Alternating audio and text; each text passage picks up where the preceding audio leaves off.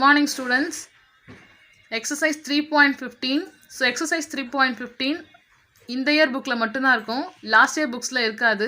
So அதனால் புக்ஸை download பண்ணிக்கோங்க. அப்படின்னா நியூ புக்ஸ் வாங்கினா மட்டும்தான் உங்களால் இந்த எக்ஸசைஸ்க்கு பார்க்க முடியும். அப்படின்னா வீடியோஸில் பார்த்துக்கோங்க.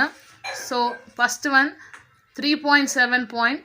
So graph of the variations. So topic நம்ம எதை யூஸ் பண்ணி பார்க்க போகிறோம்னா கிராஃப் யூஸ் பண்ணி தான். Graph of variance, variables first topic. So வேரியபிள்ஸ்னால் நமக்கு ஆல்ரெடி என்னன்னு தெரியும். வேரியபிள்ஸ்னால் ஆல்ஃபபெட்டிக் லெட்டர்ஸ் ஏபிசி, இந்த ஆல்ஃபபெட்டிக் லெட்டர்ஸாக நான் சொல்லுவோம் வேரியபிள்ஸ் சொல்லுவோம். ஸோ இந்த கிராஃபில் எதுக்கு இந்த வேரியபிள்ஸ் யூஸ் பண்ணுறேன்னா பாருங்கள். Everyday ஹர்னி travels from her home cycling at a uniform speed to reach her school. You can state this mathematical by an equation d equal to rt. So ஹரணின்றவங்க என்ன பண்ணுறாங்கன்னா ஸ்கூல்லேருந்து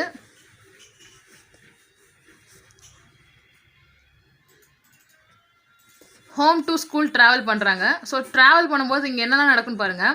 டிஸ்டன்ஸ் இருக்கும். ஸோ வீட்டிலேருந்து ஸ்கூலுக்கு ஒரு டிஸ்டன்ஸ் இருக்கும். அதுக்கப்புறமா என்ன ஆகுனா நம்ம ட்ராவல் பண்ணுறதுக்கு டைம் இருக்கும். அதுக்கப்புறமா அதுக்கேற்ற மாதிரி நமக்கு என்ன ஆகுனா ஸ்பீடு. ஸோ ஆர்ன்றது rate of the speed. So இது மூணுமே நம்ம கேல்குலேட் பண்ணி தான் நம்ம என்ன பண்ணுவோம்னா எவ்வளோ சீக்கிரமாக நம்ம ஸ்கூலில் போய் ரீச் ஆகிறோன்னு தெரியும். ஸோ ஹோமுக்கும் ஸ்கூலுக்கும் இல்லை டிஸ்டன்ஸு, அதுக்கப்புறமா எவ்வளோ டைமில் நம்ம ட்ராவல் பண்ணுறோம். சப்போஸ் ஃபாஸ்ட்டாக வந்தீங்கன்னா டைம் வந்து நம்ம கம்மியாகும், அதுவே ஸ்லோவாக வந்தோன்னா டைம் அதிகமாகும். ஸோ அதனால் டைம் கண்டிப்பாக முக்கியம். Next rate of interest. So நம்ம எவ்வளோ ஃபாஸ்ட்டாக வரும். So rate of speed. So அதுதான் D equal to R T. So டின்றது டிஸ்டன்ஸ் ஈக்குவல் டு ஆர்டி. ஆர்ன்றது ரேட் ஆஃப் ஸ்பீட், டின்றது time. So where D stands for distance travel at any time T and R is the uniform rate of a speed.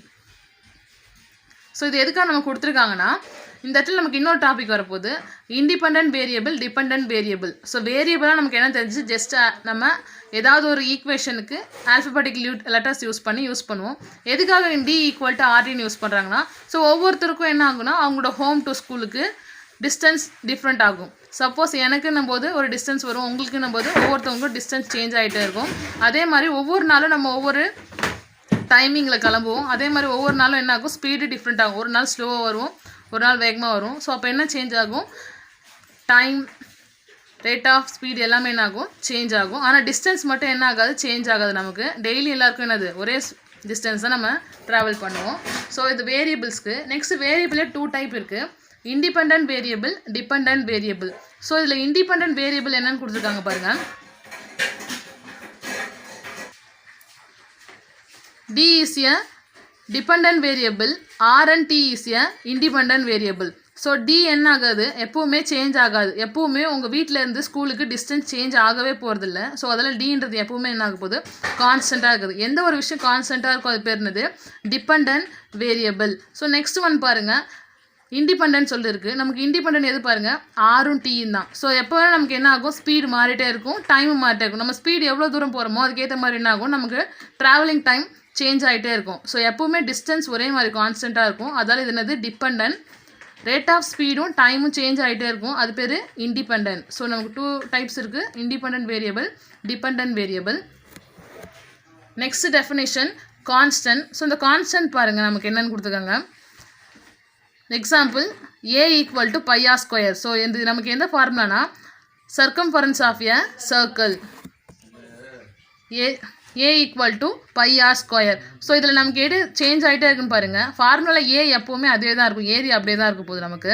So area find out பண்ணுங்கள். நமக்கு ஒரு question கேட்குறாங்கன்னா கொஷினில் என்ன change பண்ணுவாங்க, அடிக்கடி ஆர் வேல்யூ தான் சேஞ்ச் பண்ணிட்டே வருவாங்க. அப்போ ஏன்றது கான்ஸ்டண்ட்டாக அப்படியே தான் இருக்கும், ஆர் தான் சேஞ்ச் ஆகிட்டு இருக்கும். சப்போஸ் ஒரு டைம் ரேடியஸ் 3 வச்சு போடுவோம், அடுத்த ரேடியஸ் 5 வச்சு போடுவோம். ஸோ அப்போ என்ன நமக்கு சேஞ்ச் ஆகிட்டே இருக்கும், ஆர் தான் சேஞ்ச் ஆகிட்டே இருக்கும்.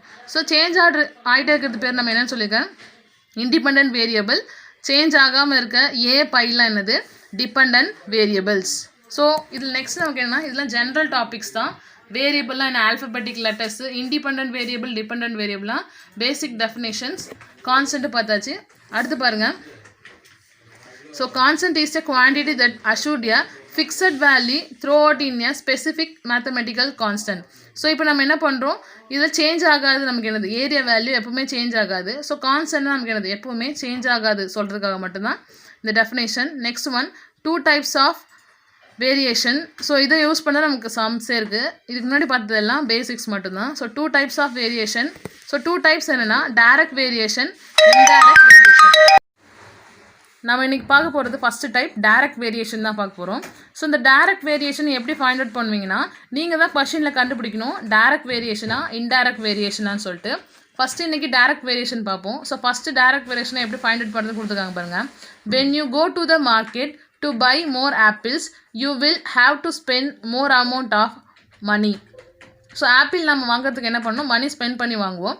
If the cost of 1 kg of apple is ₹200. So 1 kilo apple நமக்கு என்ன கொடுத்துருக்காங்க, 200 rupees கொடுத்துருக்காங்க.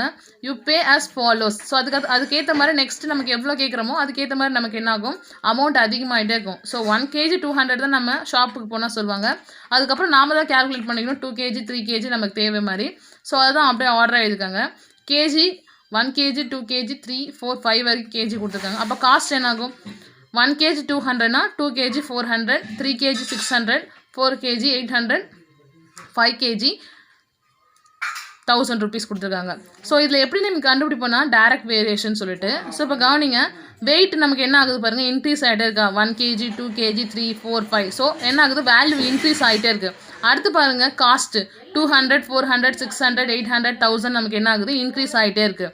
ஸோ என்ன ஆகுதுன்னா ஆப்பிளோட வெயிட்டும் அதிகமாகிட்டே இருக்குது, 1 2 3 4 5ன்னு. அதுக்கேற்ற மாதிரி காஸ்ட்டு நமக்கு என்ன ஆகுது, இன்க்ரீஸ் ஆகிட்டே இருக்குது. ஸோ நம்ம கொடுத்துருக்க இந்த 2 பாக்ஸ் வேல்யூவில் ஃபஸ்ட்டு பாக்ஸ் வேல்யூ இன்க்ரீஸ் ஆகணும், செகண்ட் பாக்ஸ் வேல்யூ இன்க்ரீஸ் ஆச்சுன்னா அது பேர் என்னது, direct variation.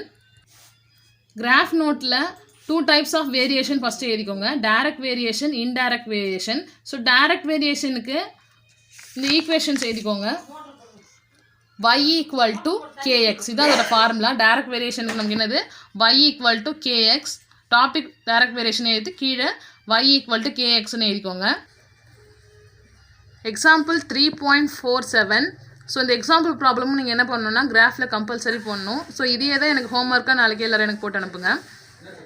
Varshika draw 6 circles with a different size. So வர்ஷிகான்றவங்க என்ன பண்ணுறாங்கன்னா சர்க்கிள் ட்ரா பண்ணுறாங்க வித் டிஃப்ரெண்ட் சைஸ். ஸோ நமக்கு சர்க்கிள் டிஃப்ரெண்ட் சைஸ் வரும்னா என்ன பண்ணுவோம், ரேடியஸ் 2 cm 3 cm அது மாதிரி என்ன ஆகும், இன்க்ரீஸ் ஆகும்போது தான் என்ன ஆகும், சர்க்கிள் என்ன ஆகும், டிஃப்ரெண்ட் சைஸில் வரும். ஸோ அதே மாதிரி தான் நமக்கு என்ன பண்ணியிருக்காங்க, வர்ஷிகா 6 circle ட்ரா பண்ணியிருக்காங்க. Draw a graph for the relationship between a diameter and circumference. So நம்ம என்ன கண்டுபிடிக்க போகிறோன்னா இந்த கிராஃபில் relations between a diameter and circumference. So diameter நமக்கு என்ன ஆகும், சர்க்கிளோட சர்க்கிள் சைஸ் சேஞ்ச் ஆகிட்டே போகும்போது அது என்ன ஆகும், டயாமீட்டர் சேஞ்ச் ஆகிட்டே இருக்கும். சப்போஸ் இது 2னா அடுத்தது இருக்கிற 3 4 5 6. சர்க்கிள் பெருசாக அது ரேடியஸ் என்ன ஆகும், சேஞ்ச் ஆகிட்டா இருக்கும். சர்க்கம்ஃபரன்ஸ் இதுக்கு நமக்கு a = πr² யூஸ் பண்ணி நம்ம ஃபைண்ட் அவுட் பண்ணுவோம்.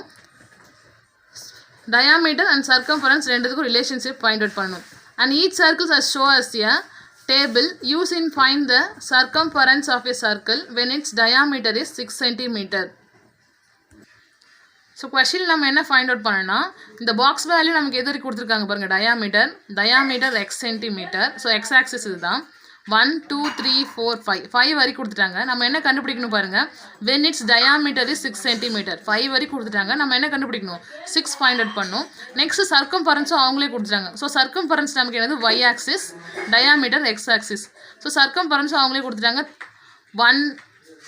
Diameter 1 cm 3.1 circumference. ஸோ 3.1 3.2 9.3 12.4 15.5 சொல்லிட்டு இன்க்ரீஸ் ஆகிட்டே போகுது. ஸோ இதை யூஸ் பண்ணி நம்ம என்ன கண்டுபிடிச்சிடலாம், இது டைரக்ட் மெத்தட். கொஷினில் நமக்கு என்ன கொடுக்க மாட்டாங்க, டைரக்ட் மெத்தட் இன்டைரக்ட் மெத்தட் கொடுக்க மாட்டாங்க. ஸோ நாம தான் ஃபைண்ட் அவுட் பண்ணணும்.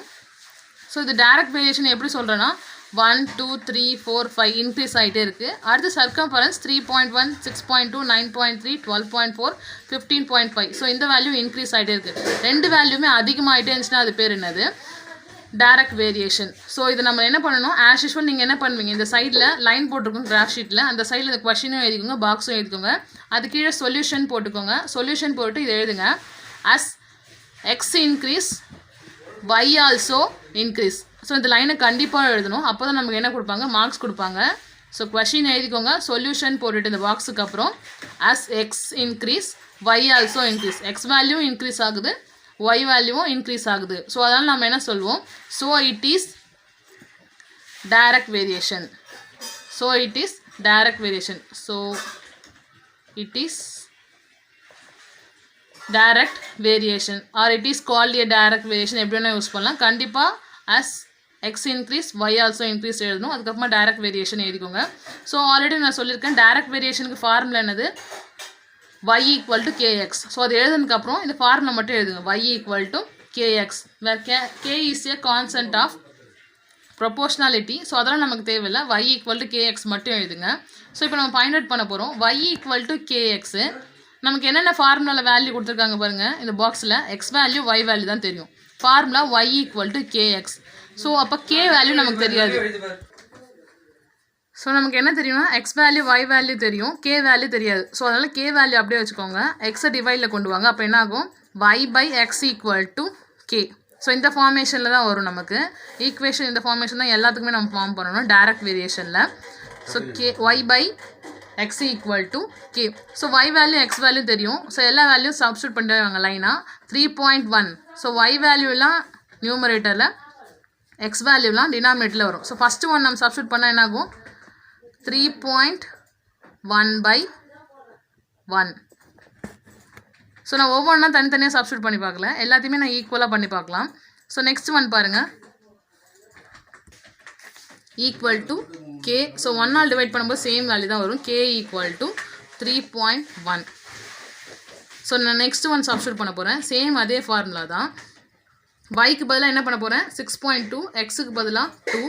அப்போது 6.2 by எக்ஸுக்கு பதிலாக 2 இருக்குது, 2 equal to k. So cancel பண்ணுறேன், 1 2 is 2, 3 2s are 6, பாயிண்ட் இருக்குது point, 1 2 is 2. So K value is 3.1. அடுத்து மறுபடியும் நான் என்ன பண்ண போகிறேன்னா, இது லைனாக எழுதிக்கோங்க, உங்களுக்கு தெரியணுன்றதுக்காக நான் பக்கத்து எடுத்தேன். அடுத்து என்ன பண்ண போகிறேன்னா, எக்ஸுக்கு பதிலாக என்ன சப்ஸ்டியூட் பண்ணும், ஒய்க்கு பதிலாக 9.3, எக்ஸுக்கு பதிலாக என்ன பண்ணும் 3. So 9.3 by 3 equal to k. 1 3 is 3, 3 3s are 9, 0.13 is 3. 3 டேபிளில் கேன்சல் பண்ணிக்கேன். So k equal to 3.1. So next நம்ம என்ன சப்ஸ்டியூட் பண்ண பாருங்கள், ஒய்க்கு பதிலாக 12.4, எக்ஸுக்கு பதிலாக 4. So 12.4 by 4 equal to k. 1 4 is 4, 3 4s are 12, 0.14 is 4. k equal to 3.1. So last one, yக்கு பதிலாக 15.5, xக்கு பதிலாக 5. So 15.5 by 5 equal to k. 1 5 is 5, 3 5s are 15, 0.15 is 5. k equal to 3.1.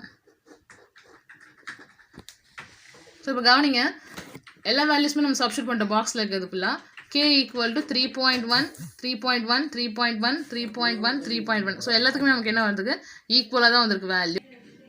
So next question நமக்கு என்ன கேட்டிருக்காங்க பாருங்கள், டயாமீட்டர் 6க்கு நம்ம கேட்டிருக்காங்க. 5 வரைக்கும் தான் நமக்கு தெரியும். 6க்கு நமக்கு என்ன கண்டுபிடிக்கணும், சர்க்கம்ஃபரன்ஸ் கண்டுபிடிக்கணும். Find the circumference of a circle when its diameter is 6 cm. So diameter 6 இருந்தால் அதுக்கு ஆன்சர் இங்கே என்ன வரும், ஸோ இதை கண்டுபிடிக்கணும். டயாமீட்டர் 6 இருந்தால் இங்கே ஆன்சர் என்ன வரும். ஸோ நெக்ஸ்ட் நம்ம என்ன கண்டுபிடிச்சிருக்கோம் பாருங்கள், கே வேல்யூ 3.2 கான்ஸ்டண்ட்டாக தெரிஞ்சிச்சு. எல்லாத்துக்குமே நமக்கு என்ன வருது, K value 3.2. K equal to 3.1, sorry, K equal to 3.1 நமக்கு கான்ஸ்டண்ட்டாக தெரியும். நெக்ஸ்ட் நமக்கு என்ன கொடுத்துருக்காங்க, டயாமீட்டர் 6 இருந்தால் என்ன வேல்யூ கண்டுபிடிக்க போகிறோம். ஸோ டயாமீட்டர் நம்மளே நமக்கு என்னது, எக்ஸ் ஆக்சிஸ் தான். ஃபார்முலா என்னது, y equal to kx. So அதை நம்ம எப்படி சேஞ்ச் பண்ணோம், y by x equal to k. So இப்போ சப்ஸ்டியூட் பண்ணுங்கள், நமக்கு என்னெல்லாம் தெரியும் வேல்யூஸு. ஸோ இது கூட இதில் தேவையே இல்லை, இந்த வேல்யூஸ் மட்டும் போதும். y வேல்யூ தான் கண்டுபிடிக்க போகிறோம். y equal to k value 3.1, x value 6. y equal to multiply பண்ணுங்கள், 1 6 is 6, பாயிண்ட் இருக்குது பாயிண்ட், 6 3s are 18, 18.6. ஸோ இப்போ நம்ம கண்டுபிடிச்சிட்டோம். எதை ஃபைண்ட் அவுட் பண்ணியிருக்கோம், டயாமீட்டர் 6 இருந்தால் அதோட சர்க்கம்ஃபரன்ஸ் நமக்கு என்ன தெரிஞ்சிச்சு, 18.6. ஸோ அதுதான் ஆன்சராக கொடுத்துருக்காங்க. இதை லாஸ்ட்டாக எழுதிக்கோங்க. Clearly from the graph when diameter is 6 cm, it's circumference is 18.6 centimetre. So plotting points எழுதணும்ல, அதுக்கு பிளாட்டிங் பாயிண்ட்ஸ் ஃபுல்லாக எல்லாத்துக்குமே எழுதிக்கோங்க. இது ஃபுல்லாக லைனாக எழுதுங்க. 1,3.1 plotting points.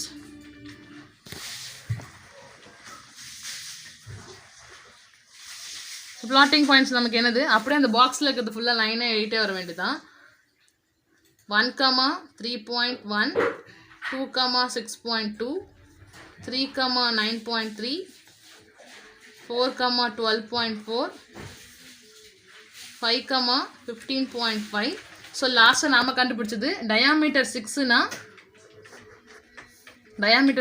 y வேல்யூ நமக்கு என்னது 18.6. ஸோ அப்போது எக்ஸ் வேல்யூ 6னா y வேல்யூ என்னது 18.6. ஸோ லாஸ்ட்டாக ஹென்ஸ் எழுதிக்கோங்க. Hence diameter is 6 centimetre, in circumference is 18.6 centimetre சொல்லுங்கள். ஸோ லாஸ்ட் கிராஃபில் நம்ம என்ன பண்ணியிருப்போம்னா லைன்ஸ் இப்படி போட்டிருப்போம். ஸோ இதில் நமக்கு தேவையில்லை. எக்ஸ் ஆக்சிஸ் ஒய் ஆக்சிஸ் இந்த லைன்ஸ் மட்டும் போதும். So x axis line y axis line. X axis நமக்கு என்ன பாக்ஸில் இருக்கு பாருங்கள், 1 2 3 4 5 6 தான் இருக்குது. ஸோ கீழே 1 2 3 4 5 6 எக்ஸட்ரா 10 வரைக்கும் எழுதிக்கோங்க. டயாமீட்டர் நமக்கு, ஸோ எக்ஸ் ஆக்சிஸ் நேம் கொடுத்துருக்காங்க பாருங்கள், x axis diameter name. So அதனால் எக்ஸ் ஆக்சிஸில் டயாமீட்டர்னு எழுதுங்க. Next y axis circumference.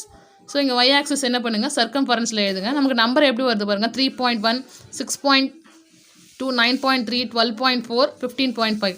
So இதனால் நம்ம என்ன பண்ண முடியாது, பாயிண்ட் வேல்யூ தான் எழுத முடியாது. ஆஸ் யூஷுவல் 1 2 3 4 5 6னே எழுதுங்க. ஸோ இதில் இருக்க ஒவ்வொரு பாயிண்ட்ஸும் நம்ம என்ன எடுத்துக்கணும், ஒவ்வொரு வேல்யூஸாக எடுத்துக்கணும். ஸோ இங்கே எப்படி இருக்கணும், நமக்கு இங்கே 10 லைன்ஸ் இருக்கும். 0.1 0.2 0.3 எக்ஸட்ரா லாஸ்ட்டாக இருக்கிறது தான் 0.10ன்றது தான் 1. அப்போது 1க்கு 2க்கு நடுவில் நமக்கு என்ன இருக்குன்னு பாருங்கள். 1க்கு 2க்கு நடுவில் 1.1 1.2 1.3 1.4 1.5 1.6 1.7 1.8 1.9. ஸோ 1.10க்கு பதிலாக அங்கே என்ன இருக்கும் 2 2.1 2.2 2.3 2.4 2.5 2.6 2.7 2.8 2.9 3. ஸோ இந்த மாதிரி உள்ளே இருக்கிற ஒவ்வொரு லைன் தான் நமக்கு என்னது பாயிண்ட் வேல்யூவாக எடுத்துக்கோங்க. ஸோ ஃபஸ்ட்டு ஒனுக்கு நமக்கு என்னது 1,3.1 எக்ஸில் 1 ஒயில் நமக்கு என்னது 3.1. ஸோ 3.1ன்றது 3க்கு மேலே ஒரு லைன் தள்ளி 3.1 இருக்கும். ஸோ இங்கே கரெக்டாக கொடுத்துருக்காங்க பாருங்கள், ரெண்டு ஜாயின் பண்ணி. அடுத்தது 2,6.2 எக்ஸில் 2 ஒயில் 6.2. ஸோ இங்கே எக்ஸில் 2 எடுத்தாச்சு, ஒயில் 6.2. 6க்கு மேலே 2 லைன்ஸ் தள்ளி வைங்க குட்டியாக இருக்க லைன்ஸில். ஸோ இங்கே 2,6.2. Next one 3,6 9.3. இங்கே 3 இருக்குது எக்ஸ் ஆக்சிஸில், ஒயில் 9.3. 9க்கு மேலே 3 லைன்ஸ் தள்ளி வைங்க 9.3. லாஸ்ட்டு அடுத்து ஃபோர்த் ஒன் 4,12.4 எக்ஸில் 4 ஒயில் 12.4. ஸோ 12க்கு அப்புறம் 4 பாயிண்ட்ஸ் தள்ளி வைங்க 12.4. அடுத்தது 5 நமக்கு வேல்யூஸ் 15.5. ஸோ எக்ஸில் 5 ஒயில் 15.5. ஸோ ஃபுல் ஸ்டாப் மட்டும் வைங்க. நெக்ஸ்ட் ஒன் லாஸ்ட் ஒன் நாமளாக ஆன்சர் கண்டுபிடிச்சது புக்ஸ் நோட்டில் 6,18.6. ஸோ இதில் 6 எக்ஸில் ஒயில் 18.6. ஸோ இங்கே ரெட்டில் எழுதிருக்காங்க பாருங்கள், ஏன்னா உங்களுக்கு ஆன்சர் தெரியுன்றதுக்காக தான் 8.6. ஸோ இந்த ஆன்சர் ஃபுல்லாக நம்ம என்ன பண்ணணும்னா 1 2 3 4 5 6 வரைக்கும் ஃபுல் ஸ்டாப் வச்சு அந்த கிராஃப் ட்ரா பண்ணிட்டே போங்க. லாஸ்ட் 6க்கு மட்டும் என்ன பண்ணணும்னா இந்த பாக்ஸ் ட்ரா பண்ணணும். ஏன்னா நம்ம கொஷின் என்னது 6th ஒனுக்கு மட்டும் தான் கொஷினாக கேட்டிருக்காங்க. Find the circumference of a circle when its diameter is 6 centimetre. So இதுக்கு மட்டும் தான் நம்ம பாக்ஸ் வரையணும். மற்ற எல்லாத்துக்குமே ஜீரோஸ்லேருந்து ஆரம்பித்து இந்த ஃபுல் பாயிண்ட்ஸுக்கு என்ன பண்ணுங்கள், ஆரோ மார்க் கம்ப்ளீட் பண்ணுங்கள். ஸ்கேல் ஞாபகமாக எழுதுங்க, 1 சென்டிமீட்டர் தான் எல்லாமே. Thank you students. ஹோம்ஒர்க்காக இதையே சப்மிட் பண்ணிவிடுங்க.